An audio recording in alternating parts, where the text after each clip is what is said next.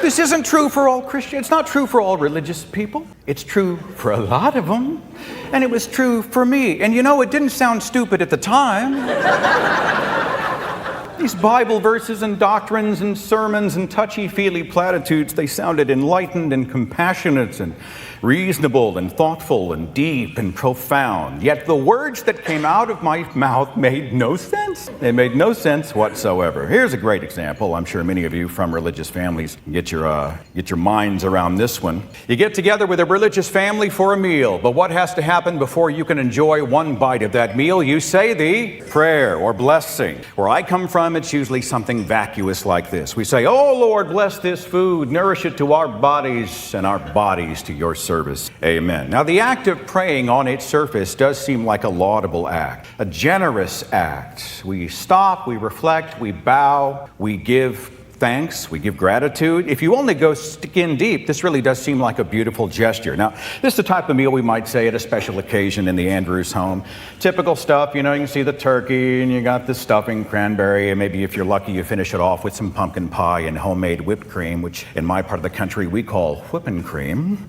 Let's say this is your meal. For just a second, let's focus on the potatoes, shall we, my friends? Now, the ingredients for mashed potatoes vary depending on the chef, but we can pretty much count on the basics, can we not? If we're to analyze these specific ingredients, the calorie count, the fat, the sodium, the carbs, the carbohydrates, the vitamins, whatever, beforehand, and then we say the blessing over this meal, what measurable change might we see?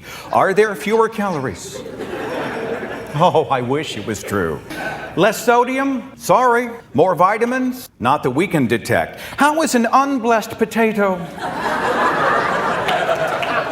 any different than the blessed potato? Blessed in which religion? By which God or God? By which spirit or spirits? Is there a detectable aura around the potatoes? A divine glow after it's been supplemented supernaturally? What is this blessing? What form does it take? People stop me, religious people stop me right here in my tracks and say, it is such a beautiful thing, this prayer for our food.